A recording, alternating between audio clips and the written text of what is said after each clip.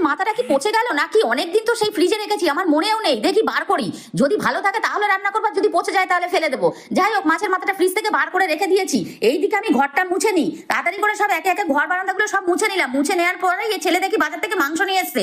তো এবার মাংসটা বৃষ্টির মধ্যে ধুতে গেছি, মাংসটা দেখে তো আরো মাথা গরম হয়ে গেছে। একটা মুরগির কটা পাঁচরা হয়, 4-5টা পাঁচরা দিয়েছে। আমি ছেলেকে বলছি, তুই কি মুখ ফুটে কিছু বলতেও পারিস না নাকি?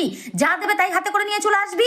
যাই হোক, মাংসটাকে ধুয়ে নিলাম, ধুয়ে নিয়ে রান্না করতে চলে আসলাম। এবার মাছের মাথা দেখি বরফটা গলে গেছে, কড়ার মধ্যে তেল দিয়ে মাছের মাথাটাকে একে একে দেখি ভেজে নিই। ভেজে তো নিলাম, দেখি না মনে হচ্ছে মাছের মাথাটা ভালোই আছে। যাই হোক, মাছের মাথাটাকে ভেজে তুলে নিলাম। তারপরে কড়ার মধ্যে 5 ফোড়ন তেজপাতা দিয়েছি।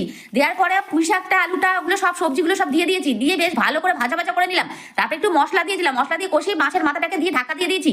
আর অল্প একটু মিষ্টি দিয়েছিলাম। যাই হোক, মাছের মাথা দিয়ে পুঁই শাকটা ছ্যাঁচড়াটা আমার অনেক দিনের খাওয়ার ইচ্ছা, তা শেষমেশ মাছের মাথাটা ভালো ছিল বলে করে নিলাম। তো মাছের মাথার পুঁই শাকের তরকারি তো আমার হয়ে গেছে। এইদিকে মাংসটা করবো, আলুটা ভেজে নিলাম। আলু ভাজার মধ্যেই মাংস দিয়ে দিয়েছি, আজকে আর ম্যারিনেট করার সময় নেই। যাই হোক, মাংসটা দিয়ে একে একে সব মশলাগুলো দিয়ে ভালো করে কষিয়ে নিলাম। কষাতে কষাতে একটা জিনিস দিলাম আমি এর মধ্যে, কি দিয়েছি বন্ধুরা তোমরা যদি দেখে থাকো তাহলে কমেন্ট করে অবশ্যই কিন্তু জানাবে। যাই হোক, মাংসটা আমার হয়ে গেছে, কষা কষাই মাংসটা করলাম। তারপরে যাই হোক, কাজ বাজ সেরে এইবার দেখো আমি খেতে বসবো।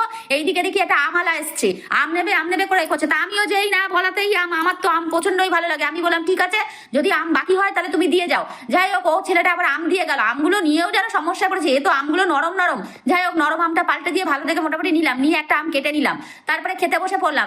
যাই হোক, মাংস তো আমি খাইনি, আগে আমি পুঁই শাকের ছ্যাঁচড়াটা দিয়েই ভাতটা খাই। দারুণ হয়েছিল কিন্তু পুঁই শাকের তরকারিটা, পরে মাংস খেয়েছিলাম। বন্ধুরা তোমরা ফলো সাবস্ক্রাইব করতে কিন্তু ভুলো না।